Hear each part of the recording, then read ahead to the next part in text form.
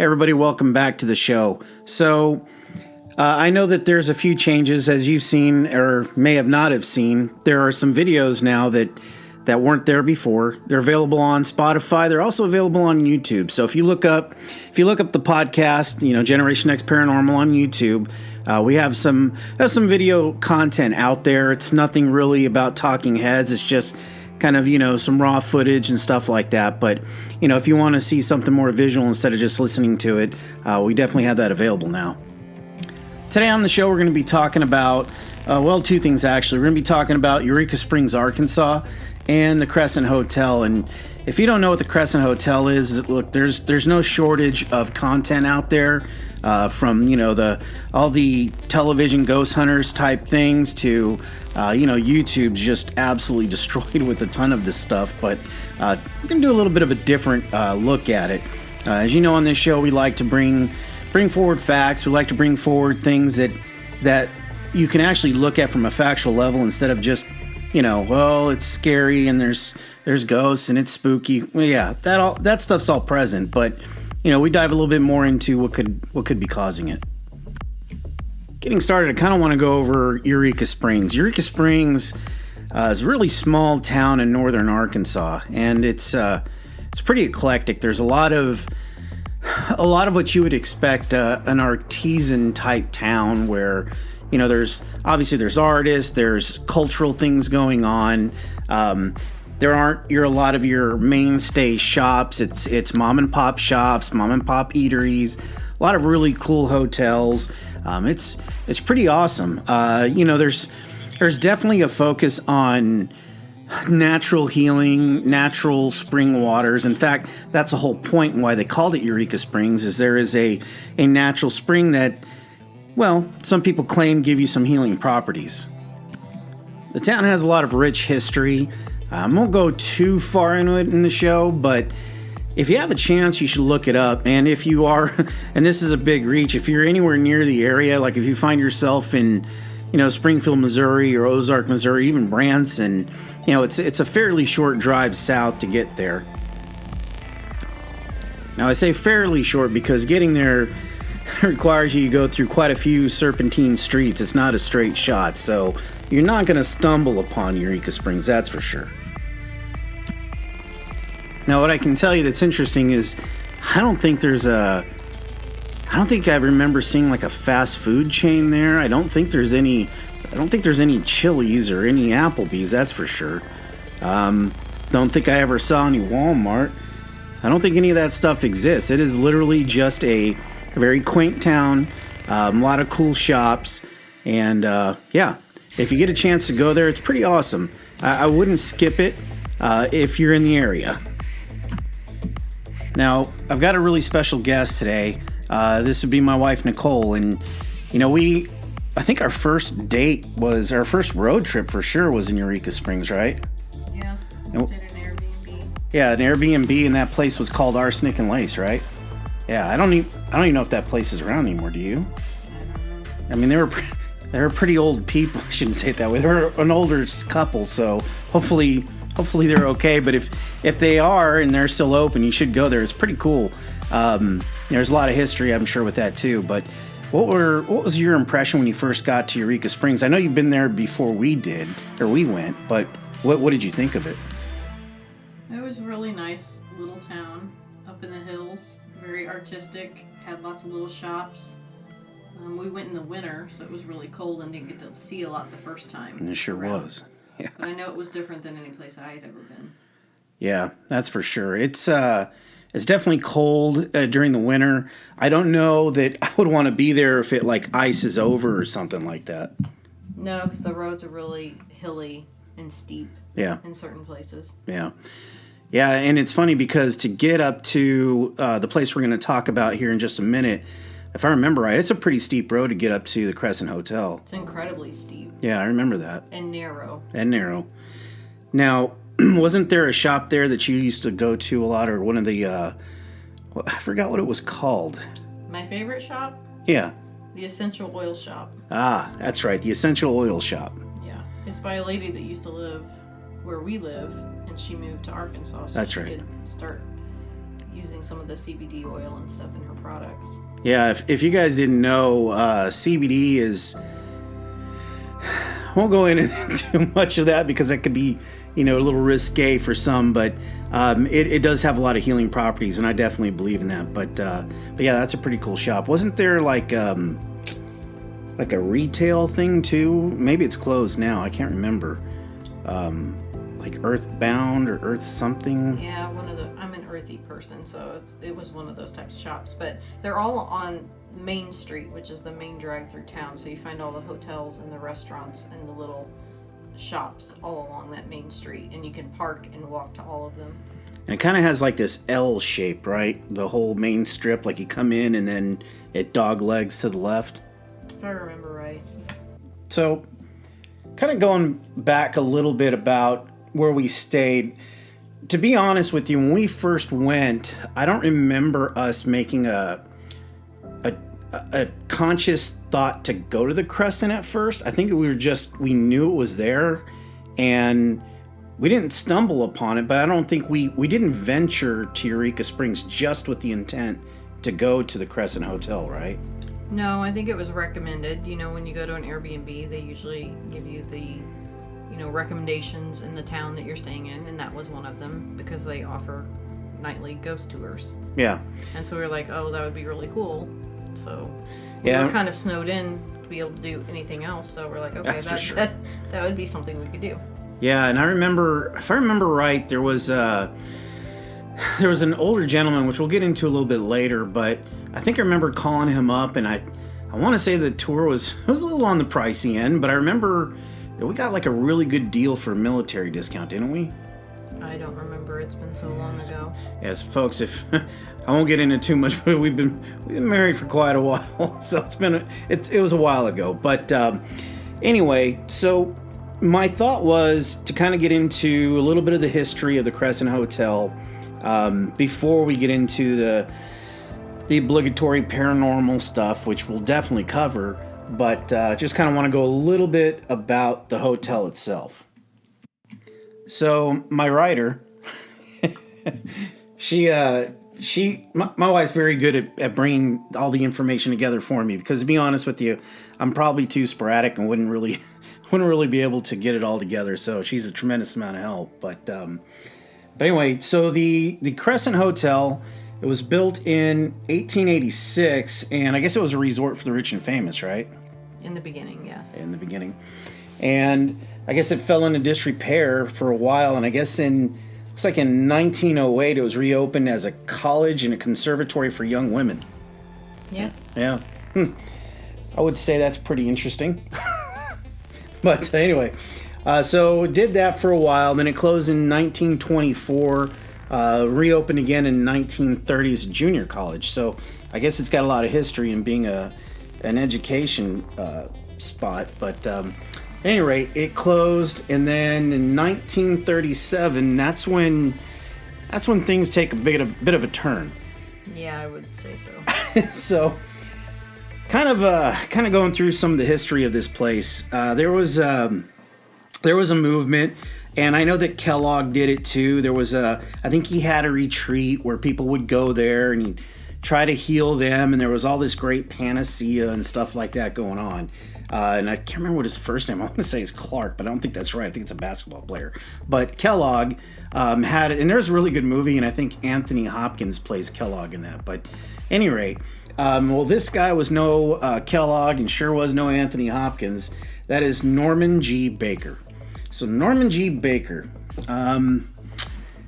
yeah, this guy, I guess, tried to pass himself off as a doctor, right? Yeah. Yeah.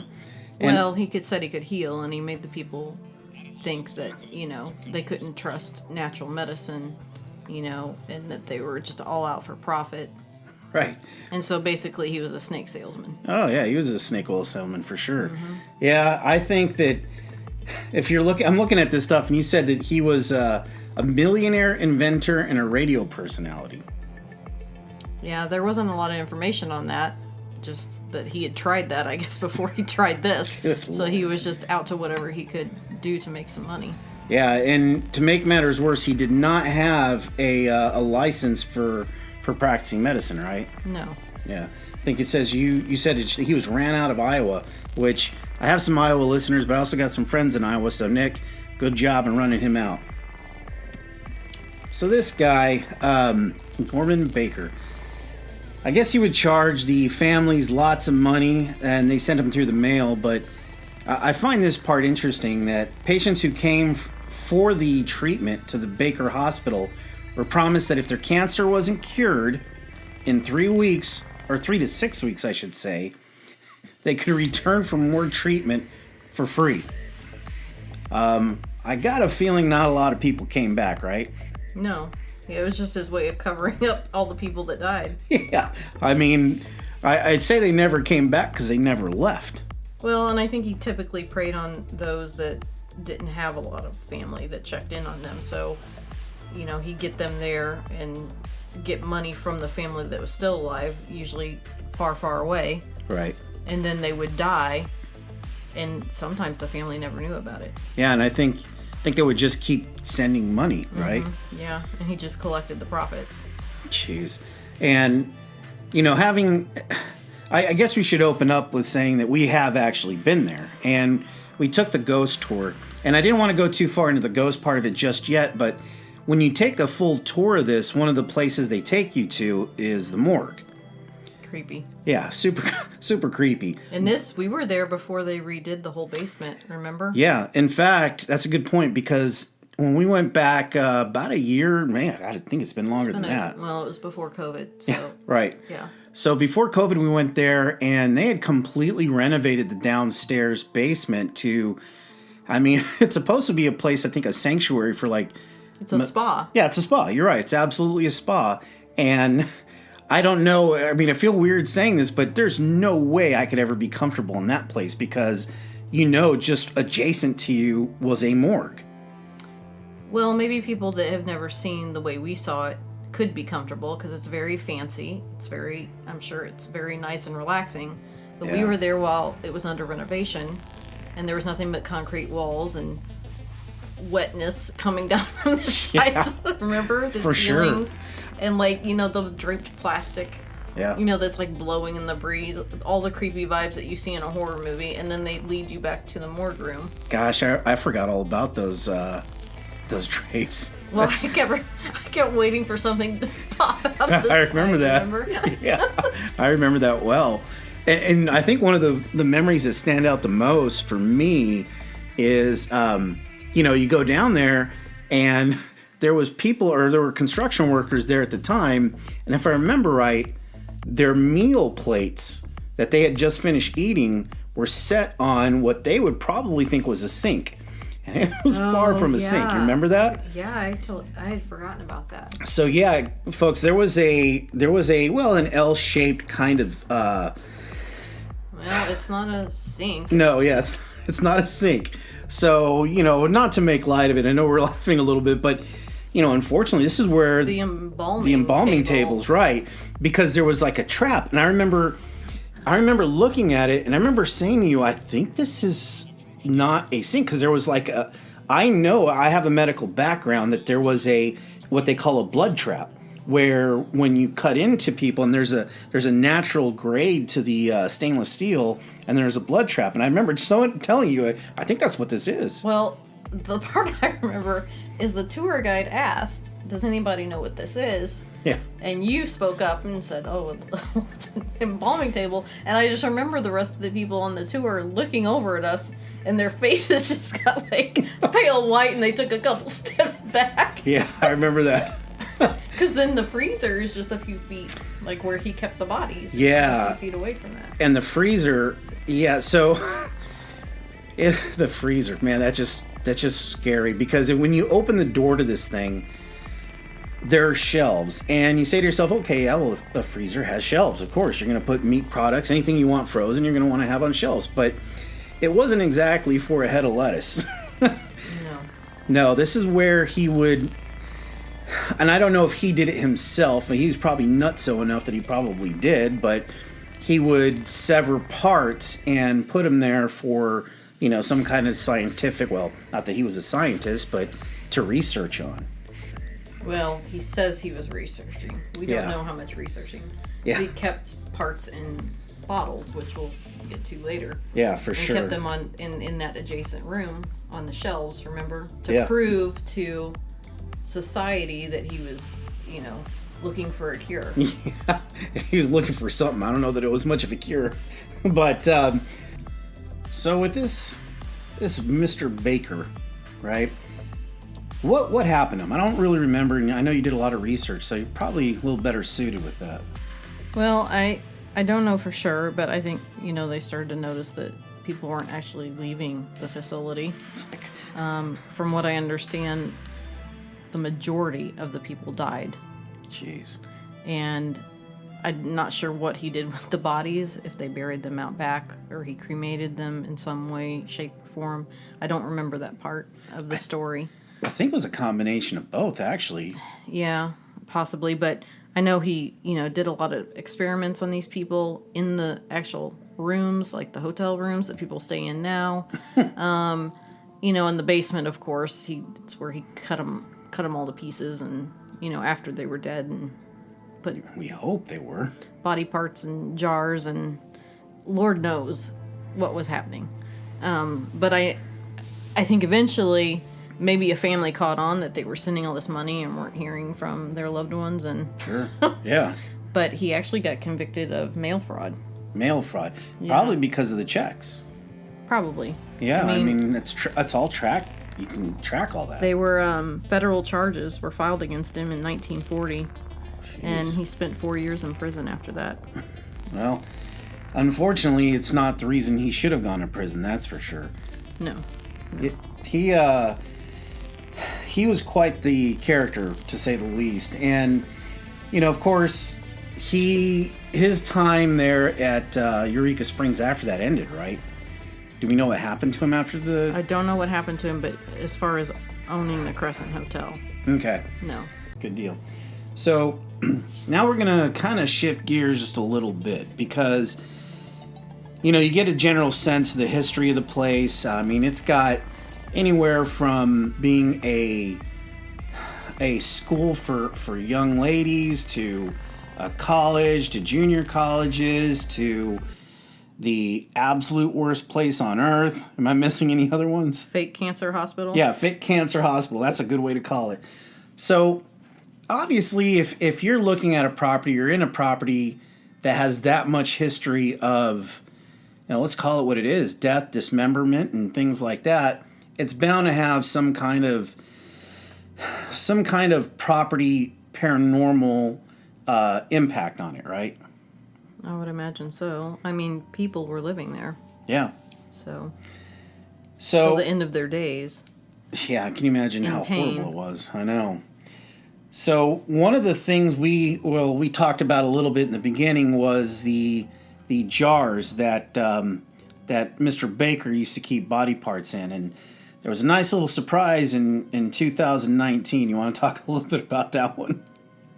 Well, I remember because we get some news from Arkansas because we live in southern Missouri. So I remember when they found it. So I guess they were doing, I don't know why they were digging, but there was some kind of archaeological dig behind the hotel. Yeah. And they found what they called a secret bottle grave. Oof. In the ground. That sounds awful. Obviously, they knew right away probably what it was. Sure. And they found more than 400 glass bottles of Baker's secret formula jars. God. They said that there were medical specimens that had been surgically removed from patients. And they think it's, been preserved in alcohol, basically. And, it's not just speculation.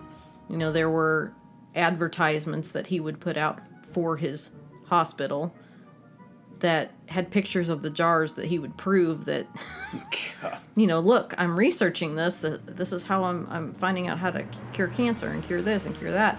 And so they took the bottles that they found in the ground and then compared them to, they had some in the hotel, I guess, hanging on the wall. Sure. And they match. Well, yeah, I mean, you would imagine that time period, glass and different things. I mean, that's probably pretty easy to track, but Can you imagine what was in those things? Oh, I don't want to know. I mean, needless to say, there was probably tumors and all kinds of stuff like that. Yeah, that was 2019. So if you think about that, how long that stuff had to sit in the ground? Well, I think they found out that in the 60s they got rid of the jars, a bunch of the jars, when that one owner took over. But they thought they had just thrown them out. Well, I guess they threw them out, dug a big hole in the back instead of paying for a trash bin. Right. That's one way to put cover them in it the up. ground. That's like trying to sweep, but you just lift the rug and just sweep it right under, right? So, I mean, they're still on the property. So these people's body parts are in these jars under the ground. Oh, man. In the back of the hotel. If there was never a good root cause for paranormal activity, that's gotta be it. I mean, you're talking about these people lived and they died in such awful conditions, and they were basically dismembered. And not only were they just thrown out, they're put in jars, well, parts of them were, and thrown in the ground. I mean, I don't know about you guys out there, but I'd be pretty pissed. Well, yeah. No.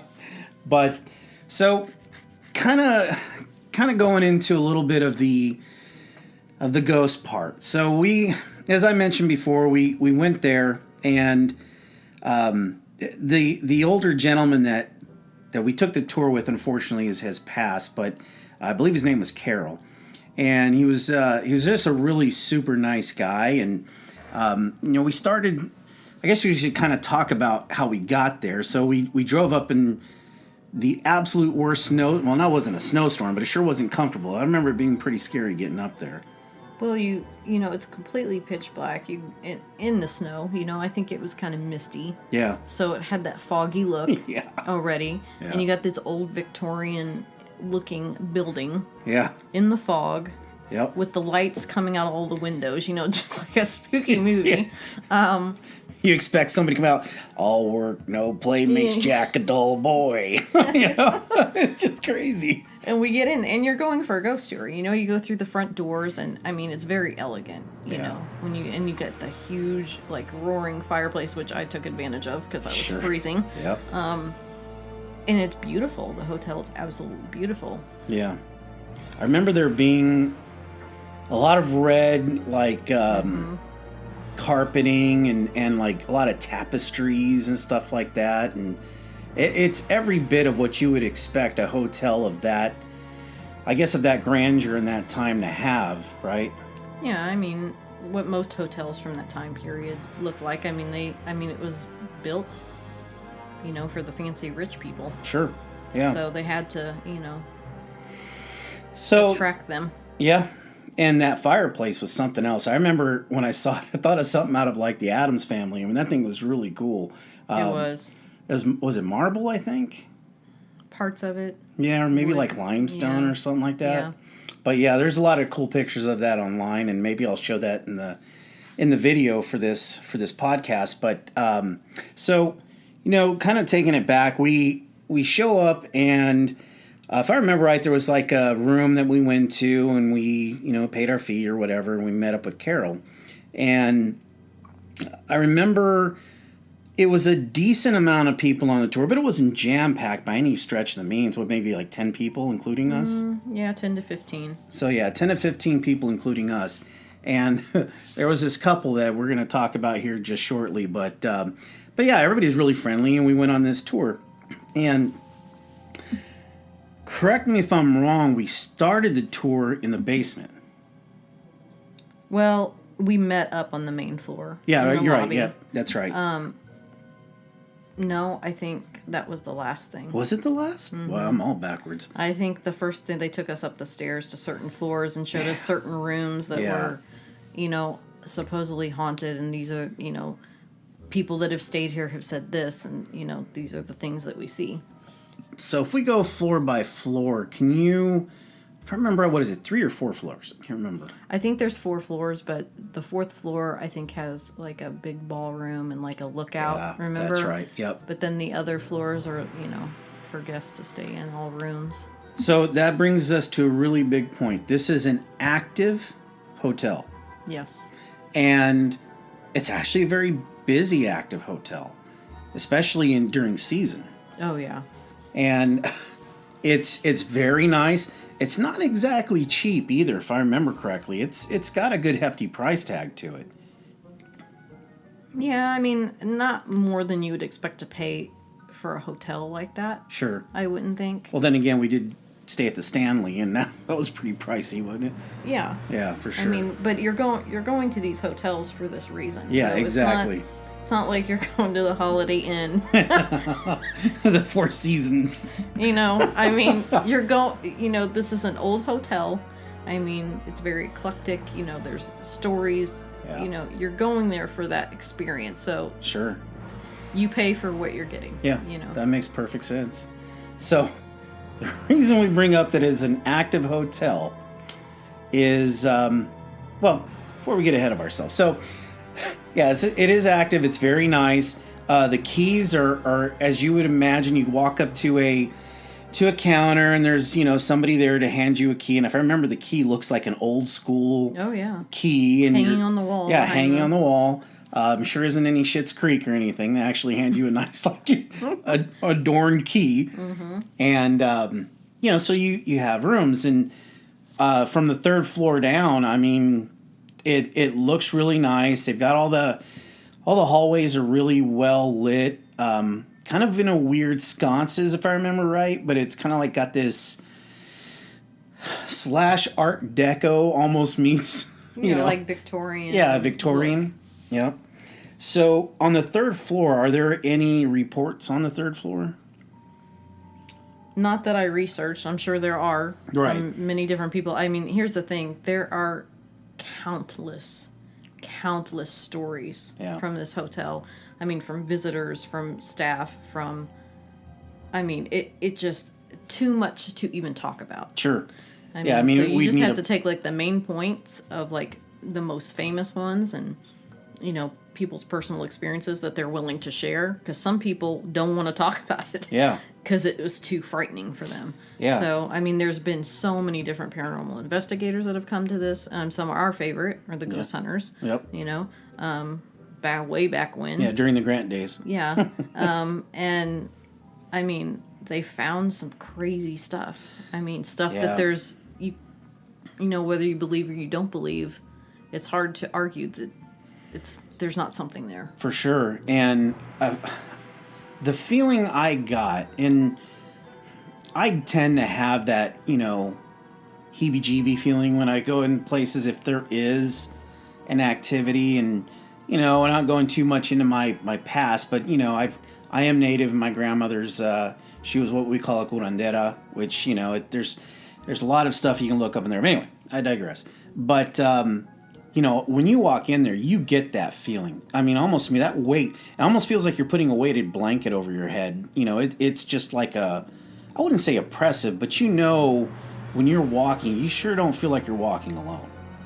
No. I mean, and I'm not sensitive or anything, but I can sometimes cue in on some things.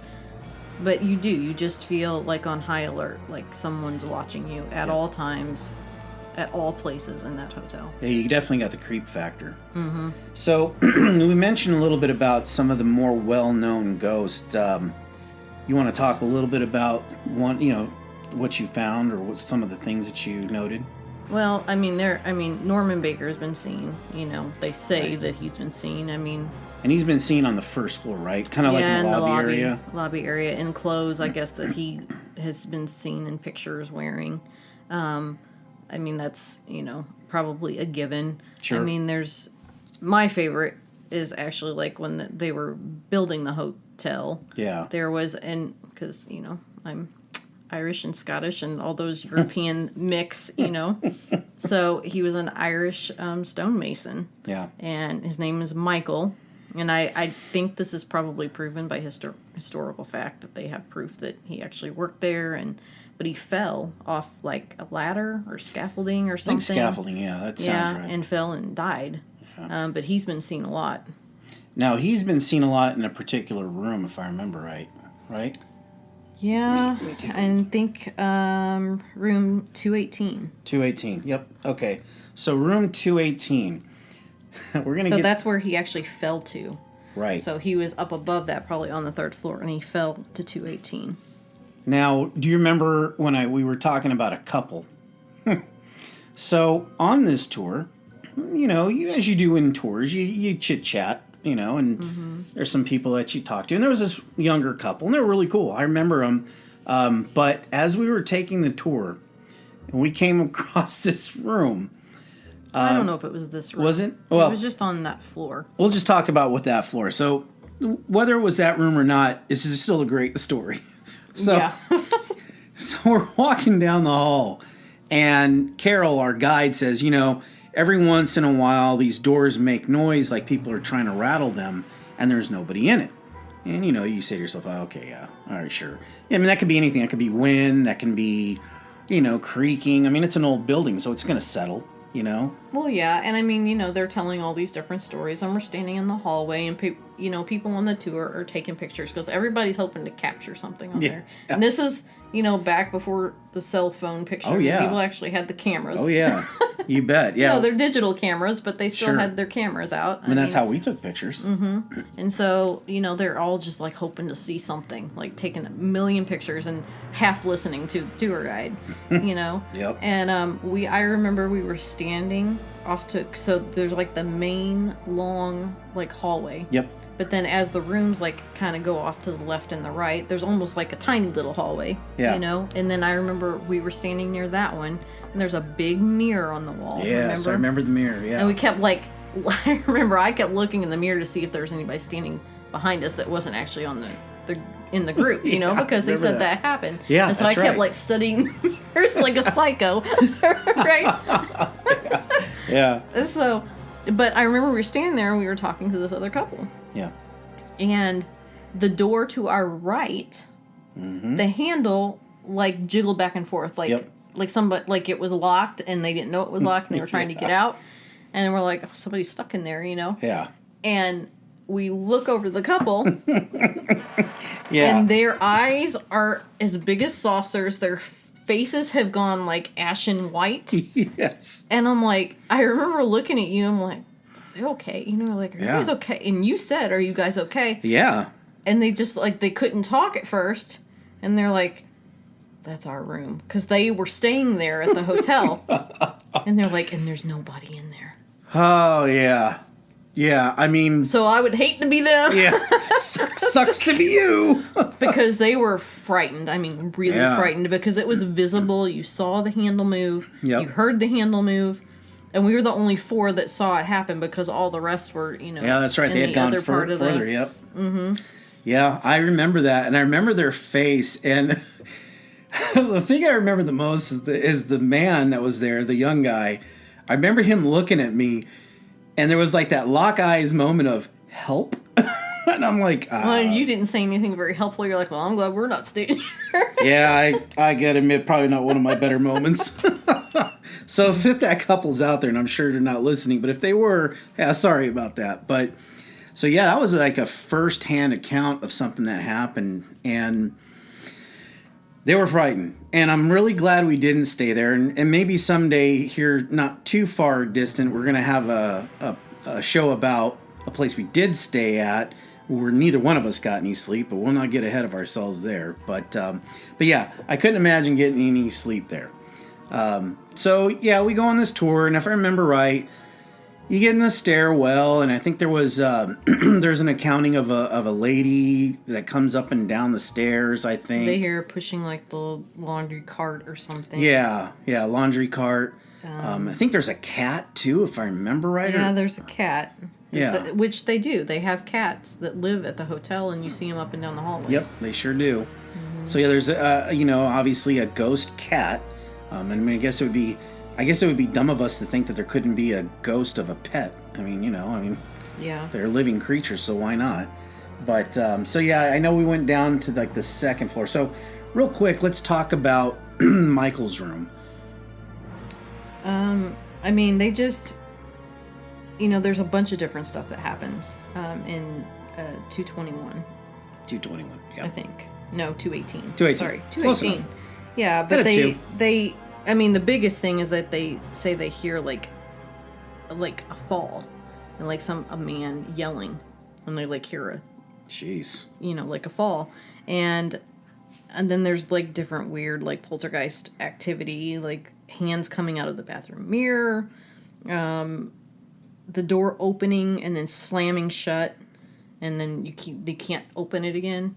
And I think a lot of the paranormal investigators, when they come and they stay the night, that's where they sleep. Yep. Because they want to, capture that. Yep. But Michael seems to be the one that everybody wants to find. Sure. Okay. He's Irish. He's got to make himself. Yeah, Yeah, guy's a Mason. He didn't make it out. And my favorite thing, plug for the Ghost Hunters episode, but they go and they think they capture him on thermal imaging, which is awesome. And we're definitely going to talk about that when we get to the place where they got it, for sure. Yeah. But he's probably the most talked about. Yeah. He is definitely hands down the most, I guess, infamous or famous or however you want to go with that. Yeah. It's all over the hotel. So, but he's a big one. He's number one probably. Yeah, there's no, as Nicole was saying, there's no end to the paranormal activity. You could literally draw a map and just point at any place in that hotel, there's something that's happened there. Well, and visitors hear screams, or they hear crying, or they hear, they're sick, dying patients in those rooms. Yeah. So, these people suffered. Sure. Some of that, even if there's no ghost, their energy is trapped, possibly, and that's just a sad thought. That's really sad. So, kind of going through, we won't go floor by floor, because I think we've got... Well, no, I'll just, touch on some stuff. Sure, yeah. So the governor's suite, which I think is on the main floor. Okay. And these are from, some of the tour guides have said these are what guests have told them, the day after. They stayed the night.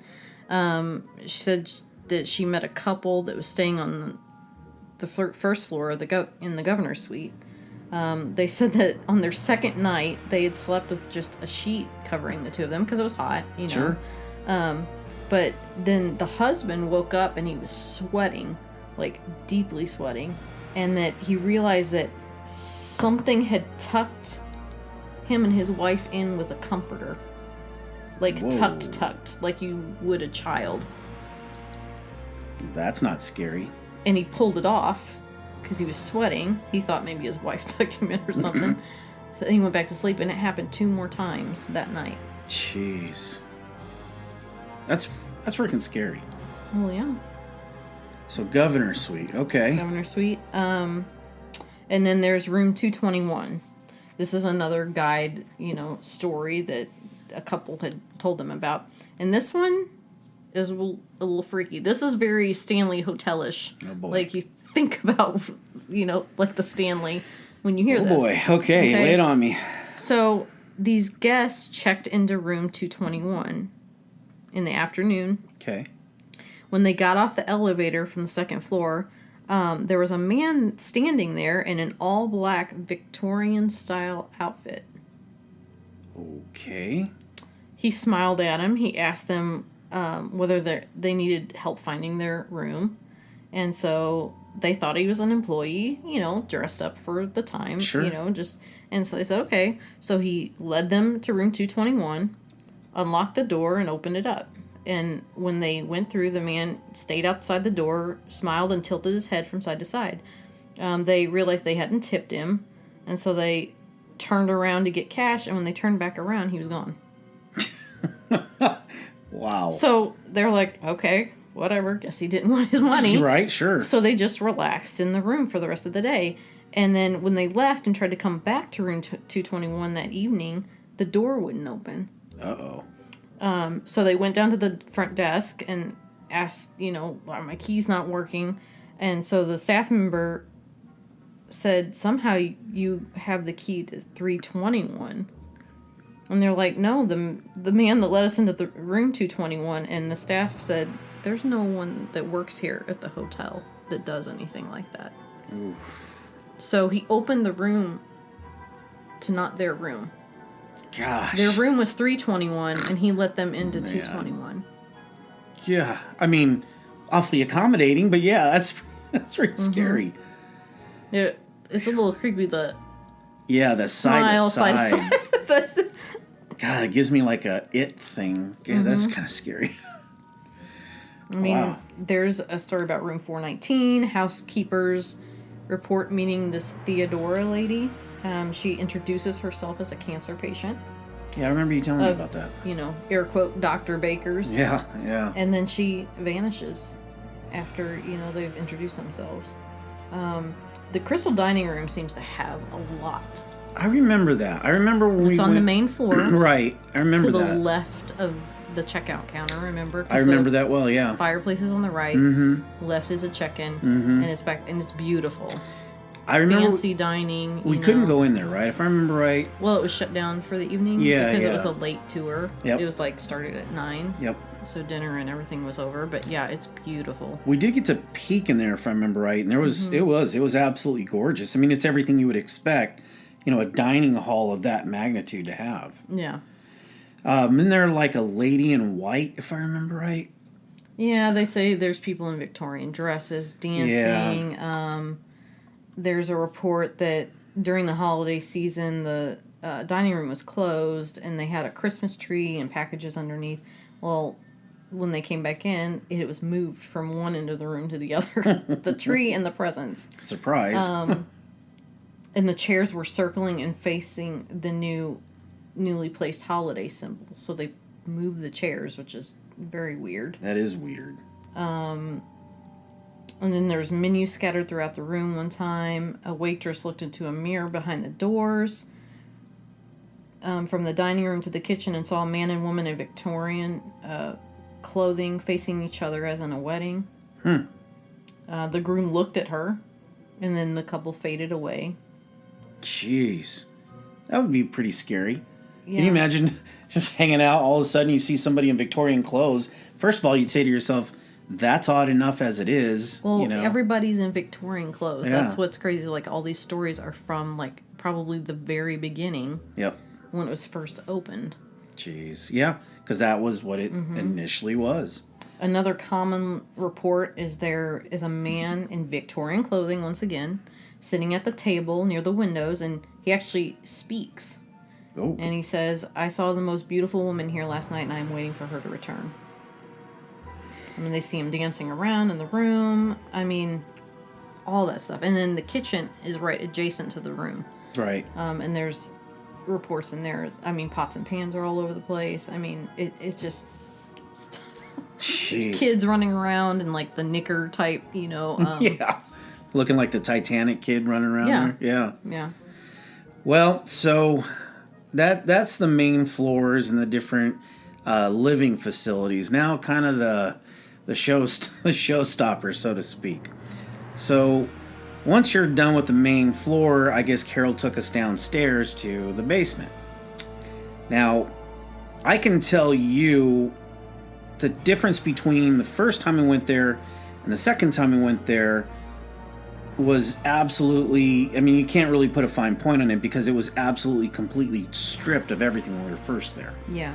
And the walls were, I think, were they just stone or something like that? I can't really remember.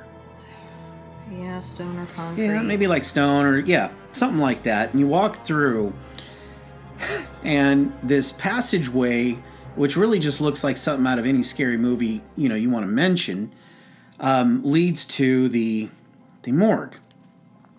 And I know we talked a little bit about that before, but, the morgue. So when we walk in there, Carol says, well, one of the things that is felt here is, if I remember right, a young boy. And he's often sensed by you being touched by him. Yeah, I remember that. And, if that wasn't creepy enough, and of course, when you say that, immediately anything that you feel that pulls against your leg or, whether it's an article of clothing, immediately you go to, oh crap, this kid's freaking touching me. I mean, it's pretty scary, but kind of touching back that the morgue was there along with the Oh, the dissection table and the preparation table. And that room, if I remember right, was still in disrepair. There was a lot of construction going on. Anything you want to add to kind of how that was, or? It was creepy. Yeah. It was really creepy. Like, you could just feel it. Yeah. I mean, and I'm sure part of it is just psychosomatic. Sure. Like, you're walking in, you know what he did. I mean, what it is. Yep. And what he did to these people. And it's cold and dark and just... Awful. Yeah. Yeah. And everybody's just kind of like, standing with their arms as close as they can get to their bodies. And then you hear, this boy wants to touch you. And I just remember thinking... If somebody touches me right now and they're not here, I'm going to run out of here because I was already on level 10. Right. Like, you can feel it. Yep. And, he talks about the table and everybody was just, you could tell they were just creeped out. And then they take you to the adjacent room. Yeah. Where the shelving is. Yes. With jars. Now, these jars didn't have anything in them. No. They were definitely set there as props. Yes. But if I remember right, and maybe it's just I've seen one too many YouTube videos or whatnot, but if I remember right, we went in there and they closed the door. Didn't he do that? I don't remember that. I have a memory of that. I could be wrong, but I thought he closed the door and it was pitch black in there. But, so, the morgue. We mentioned that we're fans of the Ghost Hunters, especially in the early seasons. Mm-hmm. Big fans of Grant and Jason, but it's old school for us. We're not much into the newer ones, but anyway. So one of the episodes, I believe it was season 2. Season 2, episode 13. Yep, season 2, episode 13. Go watch it. Yeah, go watch it. Plug. So they had this thermal camera, which I think they've taken on pretty much every ghost tour that they've been on. But there was a moment in where Grant, if I remember right, pans to the left, and for just a real brief moment, captures something on his thermal camera. What does he capture? Well, it looks like a male figure wearing a certain type of hat, which, Irish, yep. Irish, Scottish, Celtic people typically wear. Yep. And I remember it kind of like, he looks and lowers his head, which is how you can tell down. Yep.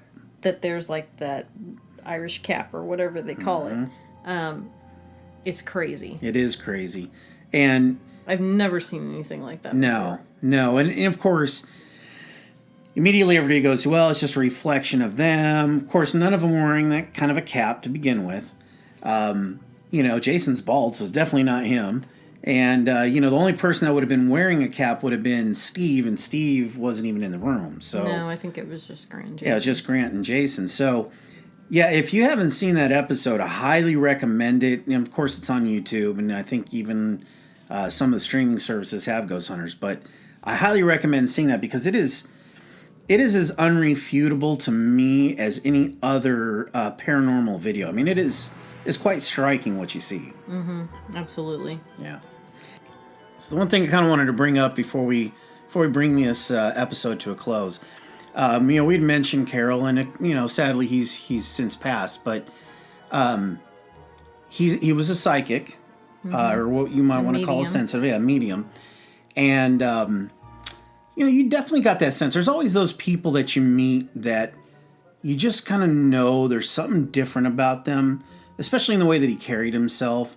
But the reason I bring that up, we were talking about the episode with the Ghost Hunters, and something I know that I've never seen before, and I'll be honest with you, we watch a lot of these shows, and I don't think I've seen anything like that since. No, I've never seen anybody actually do what they did. Sure.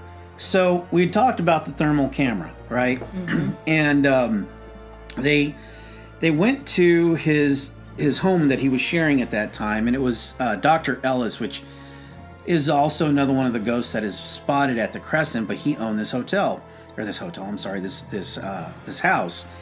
And Jason and Grant decide that they're going to let Carol have a psychic reading of Jason. And if you're not too familiar with the show, I don't think either one of them is necessarily a skeptic, and neither one of them are absolutely a believer. They're just kind of like us, a little middle of the road, right? Right, but I mean, I think Jason especially, he is way more skeptical. Sure. And he was actually trying, he says on the show, I was trying to block him so he couldn't give me a reading. Yep. And Grant sits in the chair. He points a thermal camera at Carol while he's trying to give Jason a reading. And what you see, it's all these aura of colors. Like you see them coming across from Carol to Jason, and you see Jason's colors come. Yeah. But it is crazy. Yeah, I remember it's like a red thermal image from Jason as he's seated, kind of stretches out and reaches towards Carol, who's seated on the other side. And there's a point where Carol then reaches his hand up, and as soon as he does that, on cue, what happens to Jason's aura? I don't remember. It like completely sucks back into him. You remember that? Yeah. I mean, it's just, I urge you guys to go out there and look at it. It is really cool.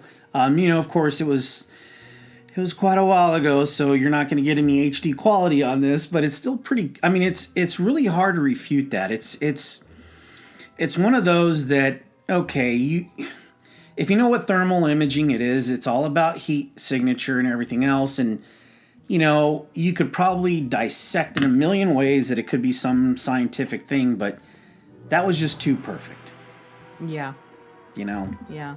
And I mean, I hate that he's gone now. I mean, he was older when we met him. Yeah, he was. But he did the tour. And I do remember, like, a few times on the tour, he'd be talking and he'd pause for a second. And you could see his eyes, like, he'd kind of, like, squint them a little bit. Like he was looking at something. And I remember the one time someone else on the tour was like, "Did you just see something?" And at that point, I didn't know he was a medium. I just thought he was a tour guide. Right. We didn't know until we saw the show later that's right. what he was, because he didn't announce that to us. That's absolutely correct. He just said, "Yeah, I thought I saw." I can't remember what he said now. I thought I saw someone walk across the hallway. Yeah. Something like that. But that would make more sense. No, he saw somebody in the mirror, and that's why you were looking in the mirror. I swear that's what happened. Possibly. I mean, it's been a while. Like, it's been a very long time. I mean, this was when we were, what? Were we engaged yet to be married? No. In fact, spoiler alert, I was going to propose to her during that trip, and I decided not to. So, obviously, we've been married, what, how long now?